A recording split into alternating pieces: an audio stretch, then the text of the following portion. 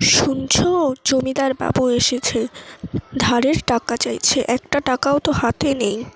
এখন টাকা দেবো কিভাবে? আমি এখন কি করব গিন্নি? আমার কাছেও তো একটাও টাকা নেই। জমিদার বাবুকে কিছু একটা বলে ধামাচাপা দিয়ে নাও, না হলে টাকা দেবো কোথা থেকে বলো? তুমি এক কাজ করো, বাইরে এসো আমার সাথে। দেখো জমিদার বাবু কি বলে তোমাকে।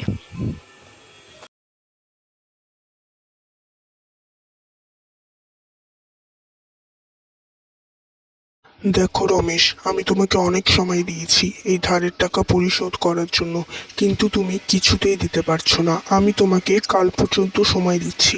কালকের মধ্যে তুমি আমার টাকা ফেরত দিয়ে দেবে।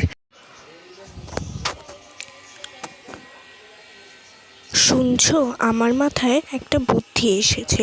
আমি বরং ফুলকপির ভাপা পিঠা বানাই, কেমন হবে বলো তো? হঠাৎ ফুলকপির ভাপা পিঠা? ফুলকপির ভাপা পিঠা হলে কি চলবে? হ্যাঁ, ফুলকপির ভাপা পিঠা হলে চলবে, সবার থেকে আনকমন হবে।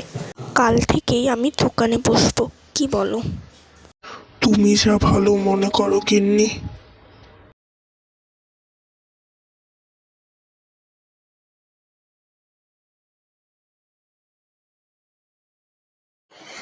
মা, তোমার তো বেশ ভালোই বিক্রি হচ্ছে ফুলকপির ভাপা পিঠা। জমিদার বাবু সব ঋণ তো তুমি পরিশোধ করে দিতে পারবে। কাল থেকেও কি বসবে রোজ?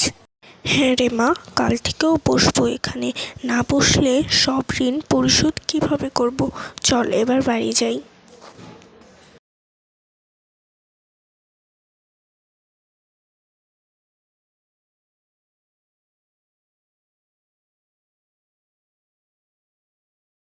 শুনছো, জমিদার বাবুর সব ঋণ পরিশোধ করে এসেছি।